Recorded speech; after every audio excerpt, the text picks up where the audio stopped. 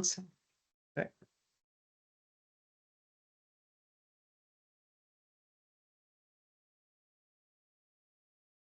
Good afternoon, everyone. Welcome to our 3 p.m. update. I am Nadine McCormick, Public Information Officer for Annapolis Remo, and I have Deputy Warden Dustin Inslow with me to give us an update on what's been going on. It's a very small group today, and that's okay. So we will let Deputy Warden go ahead with an update, and then I will ask if we have any questions. We are being recorded, and we'll go with one question and one follow-up for now. But again, it's a small group, so we've probably got time for a few more. In the meantime, Dustin, do you want to go ahead? Thank you, Nadine, and thanks everyone for attending. So these meetings are getting a little bit easier as we go through, fortunately, because of the good success that we've been having on site. So I just want to start with a bit of a fire itself update. So we are still holding the reports that we're still holding around 3,200 hectares. So we're still not out of the woods. It's still out of control.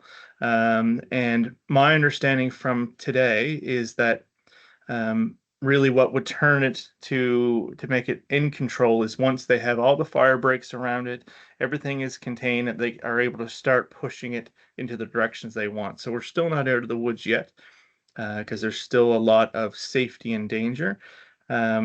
We still have no reports of any damages to the homes. I know that I was out there this morning for a meeting, and myself and the warden got a bit of a tour throughout the facilities, and we really didn't to see any damages from any of the homes. The crews are still working hard on dozer guards, so they're a mixture of different different water breaks, as well as actually using dozers to the woods to make the fire break the whole way around. The firefighters are actually on the scene and fighting the fire with boots on the ground. So this is day number 3 that they've been able to do that, which has showed such a great success. So with that and the support of all the air control, we're seeing some major gains on their behalf. So it's definitely a morale booster.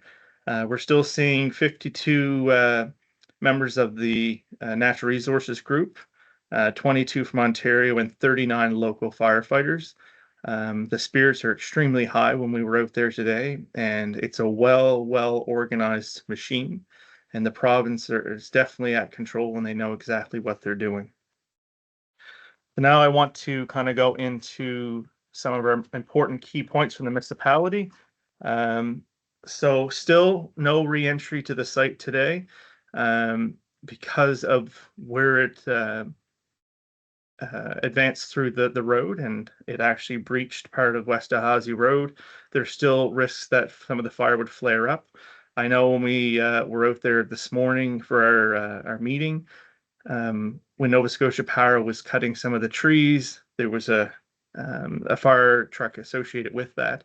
And as a precaution, and when some of the stuff was falling down, it was a nighting. So they were able to extinguish each one that happened. But that's the reason why it's still an unsafe environment, where on both sides of part of West Dalhousie, which would be close to where people's residents are, there's still that risk of these flare-ups. So we don't want to put anyone at risk, and we're waiting on Department of Natural Resources to allow us to say it's safe.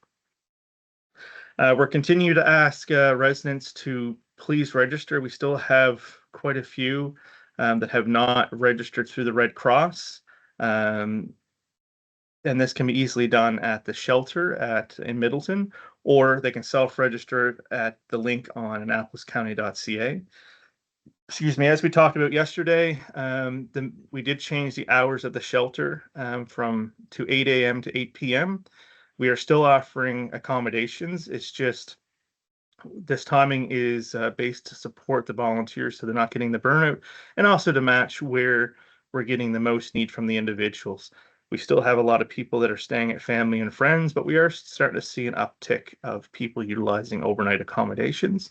But they're also asked that if they don't make it to the center before 8 p.m., there's going to be notifications on the door for them to call a 1-800 222-9597, and they'll be connected to Red Cross to make sure they have overnight accommodations.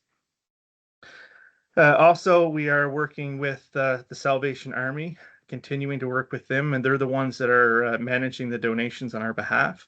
I know I've heard a lot of great success stories from this where they're able to help people with gas cards and different other donations that are being accepted. So I want to continue the population or the people that would like to provide donations to support the evacuees, that please reach out to the Salvation Army and they'll be more than happy to take your donations and make sure that it's given to the evacuees. And they're also providing emotional support services. And I had heard through different residents that they're actually starting to use those services, which is good. The next thing I really want to talk about is the importance of registering. I should have mentioned it earlier, but the reason that we need people to register is it is so we can reach the evacuees for various reasons, whether it is if we need to get some clarification from them, or that we can advise all the people that that they're able to make arrangements to go in to get essential supplies or what have you, or if when the time comes that they'll be able to return back to their homes. And if, God forbid, the situation happens that there is a loss of a dwelling, that is how we will get in touch to make arrangements for us to reach out to them to make them aware. And with that, we want to make sure that if people hear things on Facebook or from people that are not county officials, that their house is lost or anything associated with that, then please reach out to us. It will only be county officials that will be in contact with you to advise that there was any type of risk to your primary dwelling. And the last thing is I just want to stress the importance of our 1-833-806-1515 number that is staffed from 11 a.m. until 7 p.m. We've received well over 300 phone calls since we opened that up. And this is where people can get information, and it can also can be directed to different services that they might need. That's all I have right now, Nadine. Thank you very much, Deputy Warden. Do we have any? Oh, Jason. So I ask that you please give your name and the media outlet you represent. Jason, please go ahead. It's Jason Malloy from the Annapolis Valley Register. Hi, Dustin. Hi, I know yesterday, about 24 hours ago, we had about 80 people registered. Has that number changed? Do we have any updated numbers? Yeah, so as of right now, the last information that I had is that we're around 113, 118. So we're slowly progressing, but we're still encouraging people to reach out to get your name on that list. And another question, if I might. Mm-hmm. Do you know how many people stayed at the shelter last night? So from my understanding is last night there was 3 people that stayed at the shelter, but I can't confirm that because I was on site and then I got rushed to another meeting this morning. It was just the number that was given by passing, but we'll continue to monitor that because we need to adjust as we go through. But I also want to take this time, before you had another question, to just provide a little bit more detail on the fact that because it's no entry today, on the advice of DNR, that people can still not go to the area even if they're escorted. So we'll let people know if it gets safe enough that we're to that point that they can go escorted to their home to get certain items. But due to the ongoing situation, we are still working with DNR to ensure that that's not safe right now.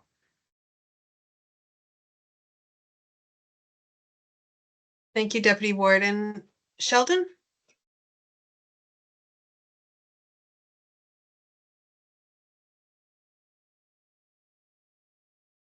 I believe you're Do you muted. have, Mute. oh, Yeah. are you muted, Sheldon?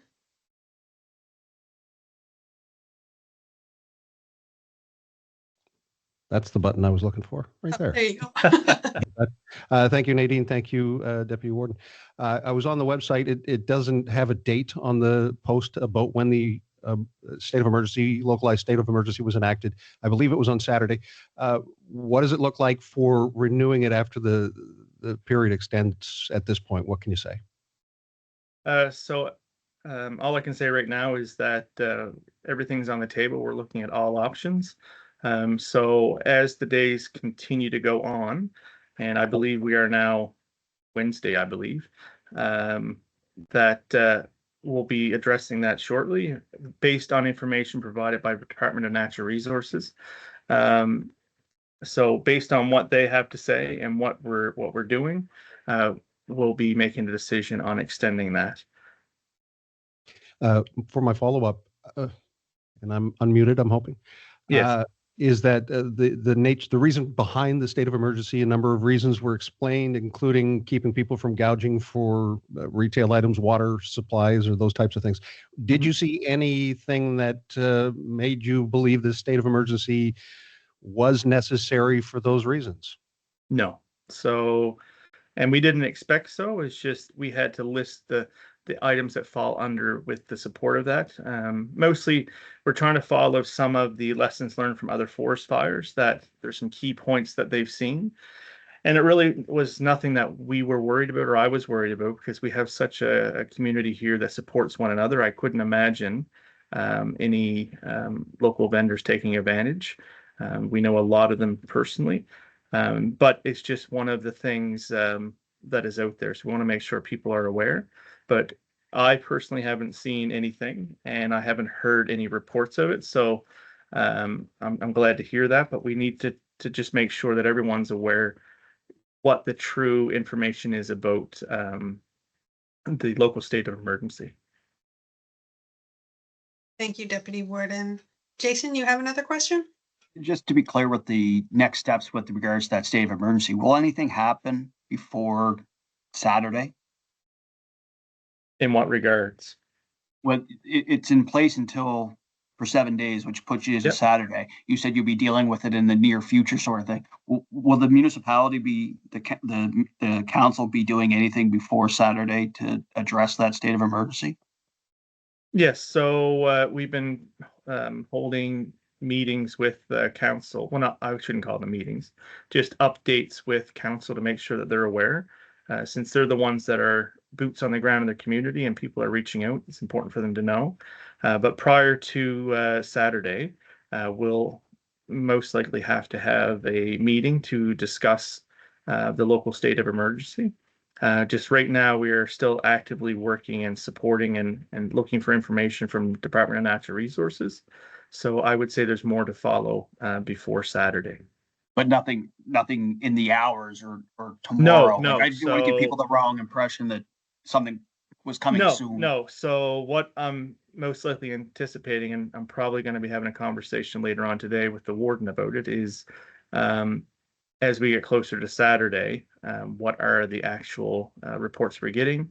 And we'll most likely be having a meeting within the next 2 days to discuss that further. But as soon as we have that meeting, it will be, of course, publicly noted, and then we'll be advising accordingly.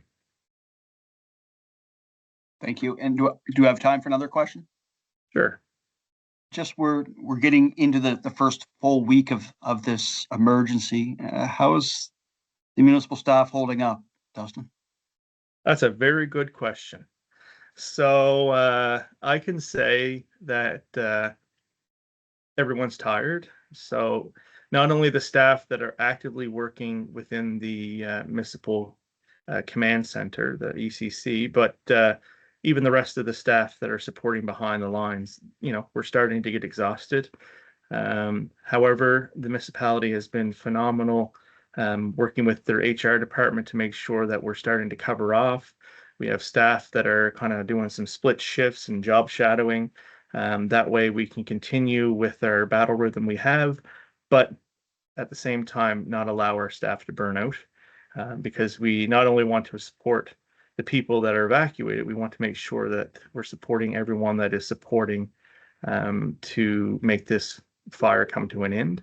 And they're doing an amazing job. Everyone that's related to the REMO activities and everyone within the municipality have been phenomenally effective at everything that they're doing and working diligently to make sure that we're doing the best we can to support our residents. And I'm really trying to focus on the positive news from this, because I feel that that is our role to try to keep people's spirits up. I know it's a challenging time, but we will continue to support people to the best of our ability. And with that, we'll also continue to support our municipal staff. One more if no one else has one. Just the REMO is set up and has plans in place for these type of emergencies. You hope you never have to enforce them, but what has it been like to be able to put those plans into action, and what have you learned by going through that? Or is that something that we'll have to wait a couple weeks after the emergency ends to get a fuller appreciation of that question?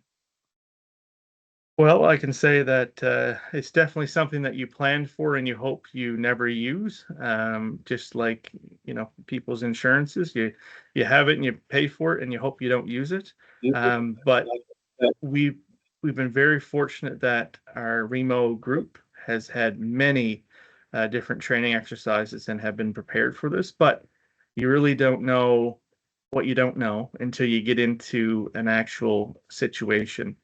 So I feel that we've been very prepared and we're making adjustments as we go along and learning things. But we do have to say that having a relationship and a communication with other municipalities that have gone through similar things has been a great asset and resource to us. So the fact that we've been able to make contact and bounce ideas off of the municipality of Shelburne and Barrington through the experiences they experienced 2 years ago has been a huge asset to us. In many ways, also the fact that we've learned that we were ahead of the game in some areas. So, we're learning as we go, but then we're also learning that we're well prepared. So I have a lot of faith in who we have, and they're working extremely well. And I have no concerns about any further situations that hopefully we never have within the municipality. Thank you, Dustin. Sheldon, you have another question? Yeah, I hate to bring you back here. I know you're just about ready to be done with all of this. You mentioned about Nova Scotia Power. I was in the Barrington area. I know power was shut off in the fire zone there during the fire. Is the power shut off? And I'm curious if you know if there's been any power lines burned or any of the infrastructure damaged.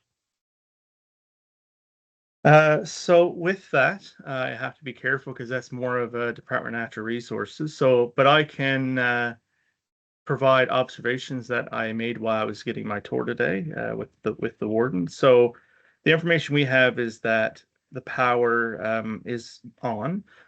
They've only been disconnecting power and then putting it back on as needed.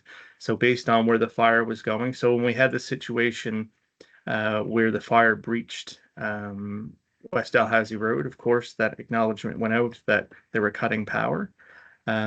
But we were very fortunate that no infrastructure was lost. However, the province is working with Nova Scotia Power to do all the due diligence. So Nova Scotia Power has been in and will continue to be in to evaluate all of their power poles and power lines to make sure when people go back to their homes that there's no issue, as well as they're working with different communication providers that have services in that area to make sure that when the time comes, we are ready to allow people to go back to their homes. But even with that, it's a touch and go situation because it's a forest fire that is still out of control. So they have to be monitored and adapt to day by day what the situation is. No, I appreciate the answer. Thank you. You're welcome. Jason, you have a further question? Just the housing for the firefighters and people involved. Was that a remo request to the new owner of the property down in Cornwallis Park? So the municipality of the County of Annapolis has absolutely nothing to do with the supports for accommodations for the firefighters that are supporting this. That is within the Department of Natural Resources and the Department of Emergency Management. That is that's their responsibility as part of this. So they're the ones that would have reached out or made whatever agreements or whatever's done, but it was not taken on by the municipality of Annapolis, because that is not our scope. Our scope is to look after our residents, and thankfully we've done so very successfully. I really have no details on what they have or have not done. Nope, thank you. You're muted, maybe. Wow, I just did what I tell everyone else not to do. Do we have any further questions? So the only thing that I want to, I was just looking through my notes here.